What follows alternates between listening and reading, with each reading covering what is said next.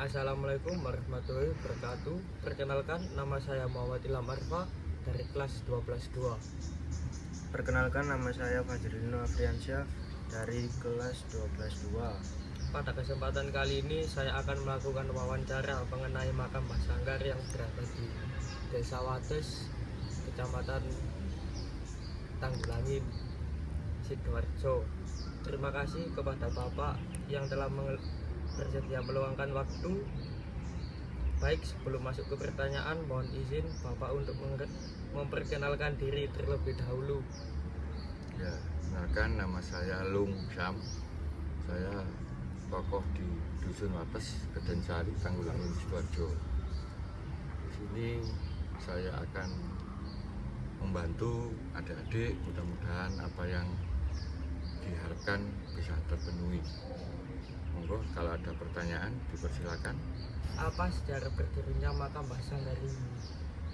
Makam Mbah Sanggar adalah makam leluhur masyarakat Wates. Beliaunya adalah era Mojopahit dan beliaunya juga ada teras sama Mataram Islam. Mengapa masyarakat menganggap makam Mbah Sanggar memiliki nilai sejarah dan budaya yang penting? Karena beliaunya adalah bapak talas di sini, di Dusun Wates beliaunya ada bapak talas, dan sekaligus beliaunya juga tokoh di daerah Sidoarjo, khususnya di Wates. Beliau adalah salah satu tokoh di era Mojopahit, itu termasuk di Sidoarjo umumnya. Beliau adalah salah satu pendiri di Sidoarjo, khususnya di Dusun Wates. Sehingga beliau juga mengembangkan budaya di sini, sekaligus syiar masalah agama, dan juga beliau juga membimbing masyarakat di Wates untuk berpertanian. Itu yang selama ini saya ketahui di situ. Siapa saja yang biasanya datang berziarah ke makam Mbah Sanggar ini? Yang datang biasanya ya masyarakat sekitar sini, dan juga ada warga lain di sekitar kampung, dan juga dari luar kota banyak yang datang ke sini. Biasanya hanya ngalah berkah dengan tujuan masing-masing beliau ke sini. Banyak tamunya di sini, khususnya malam Jumat itu banyak. Tiap harinya juga banyak yang sowan ke sini. Tujuannya hanya berdoa ngalah berkah pada beliaunya. Bagaimana cara masyarakat sekitar merawat dan menjaga makam ini? Menjaga dan merawat, rata-rata masyarakat sini selalu iuran sukarela. Ada yang pingin bantu, ada yang pingin donasi untuk apa, ada donatur. Mereka dikerjakan sama-sama, meskipun di situ sudah ada juru kunci, tapi kebersamaan lingkungan tetap berupaya untuk melestarikannya. Apakah ada aturan atau larangan tertentu yang harus dipatuhi pengunjung saat berada di makam? Memang ada aturan tertentu di sini. Cuman aturannya yang tidak boleh dilakukan adalah membakar kemenyan atau dupa di dalam makam. Yang lainnya adalah bebas. Jam berapapun itu bisa ziarah ke sini. Aturannya cuma satu, tidak boleh bakar dupa atau kemenyan di dalam makam. Cuman itu aja, yang lainnya bebas. Apa saja ciri khas atau peninggalan yang terdapat di makam Mbah Sanggar? Ciri khas makam turunan Mataram adalah salah satu pohon yang di daerah sini adalah pohon Nagosari. Pohon Nagosari itu hanya bisa hidup di lingkup makam sini aja, di luar makam tidak bisa hidup. Sudah dicoba dari kebun bibit yang di Lebo, dari beberapa daerah, dari mana saja mereka mencoba untuk mengembangkan, ternyata tidak bisa hidup, hanya hidup di dalam area makam saja. Itu adalah satu contoh Nogosari.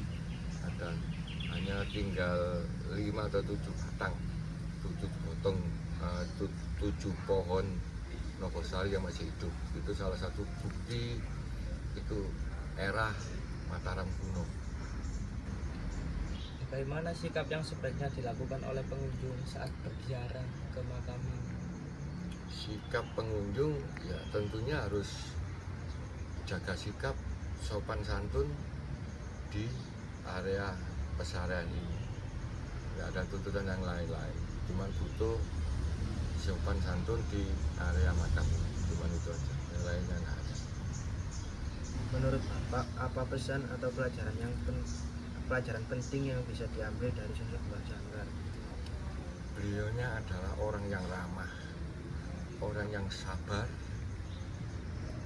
Yang perlu kita teladani adalah kesabaran beliau. Itu kunci kita hidup bermasyarakat. Sejak kapan makam Mbah Sanggar ini mulai dikenal dan diziarahi oleh masyarakat?